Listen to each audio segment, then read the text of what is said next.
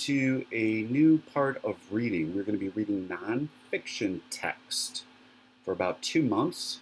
So if you look at these photos here, that could be newspapers, recipes, directions, biology, geology, astronomy.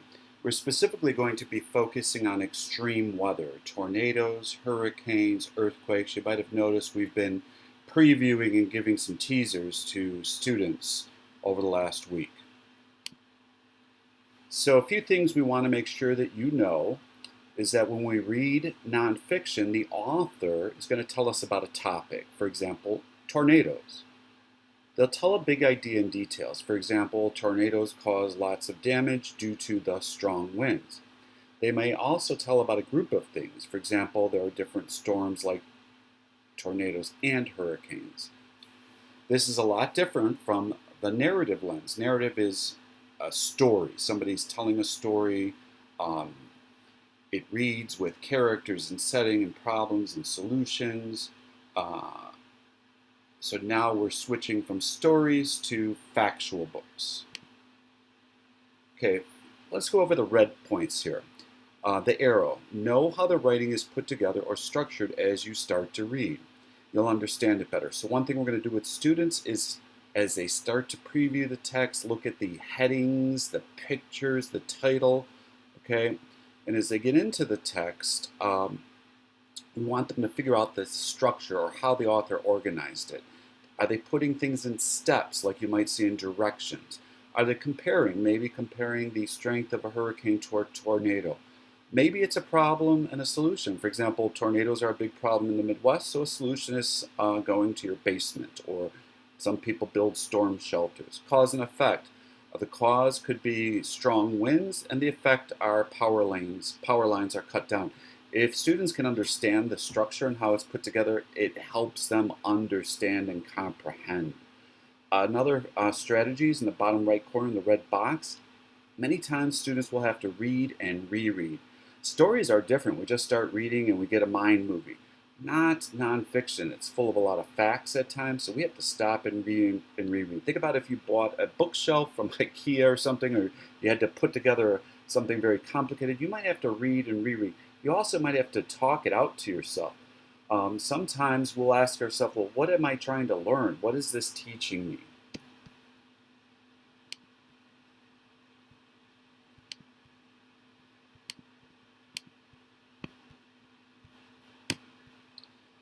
Okay, we're going to be writing summaries this week. So a nonfiction summary has a few bullet points. First of all, we're going to name the main idea of the overall text. Okay? We're going to name some supporting details. We're going to ask ourselves if it's written in our own words. And again, we're going to do all this to write a summary. Okay? And we're going to use something called boxes and bullets. So retelling and recounting and summarizing. Summarizing is harder than just retelling like a story because you need to be able to determine the importance and identify the main idea. You're only going to tell me a few points, the main points, and they're going to be very short. We're going to use this image, and we're going to use it a lot. It's called boxes and bullets. In the top box that's empty here, we're going to use this to identify a topic, a big idea, okay? And then down below are bullet points and details that connect to that idea. So anything in that box down below has to be connected to the top part. Maybe growing up you might have seen this as a table with legs, okay? So big idea, supporting details. We're going to be giving students articles like this. We're going to ask them to look at the picture, look at the main heading there in orange, and we're going to have them look at the section headings. For example, paws and claws, holding in heat. We might ask them first, what do you know about polar bears? What do you want to know? And then as they read and reread, they're going to stop and jot and take notes. Again, we're going to be putting things into a boxes and bullet format, and then on the bottom here, we're going to be writing summaries for these nonfiction texts. So we're going to go through a variety, and as you can see, we're going to do it again and again. We're going to talk about different nonfiction topics. We're going to use boxes and bullets, and you can ask your child towards the end of the week, hey, can you show me some boxes and bullets and summaries you've written? Maybe you want to do a few together. So these are articles and sample templates that we will upload into Class Kick. And again, here are the main text structures that these are organized. Problem solution, chronological. Chronos in Greek means time. That's just sequence order, first, second, third.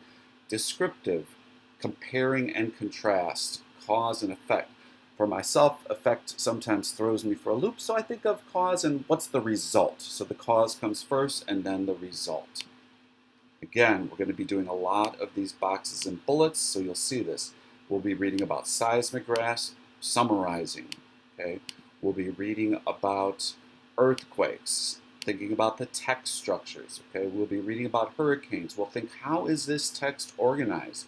That'll help us understand it. We'll be writing lots of boxes and bullets, same thing. So you'll see this pattern all throughout, and again, we're focusing on natural disasters. If you have any questions, don't hesitate to email us. And again, this is going to go on through November and December.